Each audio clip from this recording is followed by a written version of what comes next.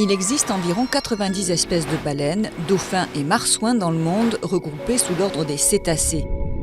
Si toutes sont plus ou moins en danger, certaines font partie des plus menacées de la planète. Les prises accidentelles sont particulièrement meurtrières. 300 000 cétacés meurent chaque année en s'empêtrant dans des filets de pêche. Plusieurs espèces de baleines ont frôlé l'extinction au XXe siècle car elles étaient massivement chassées pour leur chair et leur graisse, utilisées dans la fabrication de savon et de combustible. La chasse commerciale a donc été interdite en 1986 par un moratoire international voté par la Commission baleinière internationale, l'organisme qui régule cette industrie. Mais plusieurs centaines de baleines sont toujours tuées chaque année, principalement par la Norvège et le Japon, qui profitent des failles juridiques du texte. Le plus gros chasseur est de loin la Norvège, avec 432 baleines de mink en 2017.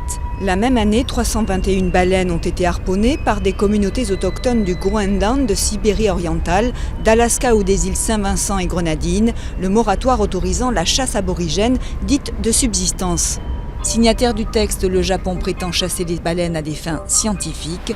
Il a été contraint de renoncer à la saison 2014-2015 après une décision de la Cour internationale de justice, considérant qu'il détournait cette activité à des fins commerciales. Mais il a repris la chasse avec une prise de 333 baleines de mink en 2018. Pour les opposants, cette chasse, qui peut être pratiquée à l'aide de harpons explosifs, est inhumaine et condamne les baleines à une mort lente et douloureuse.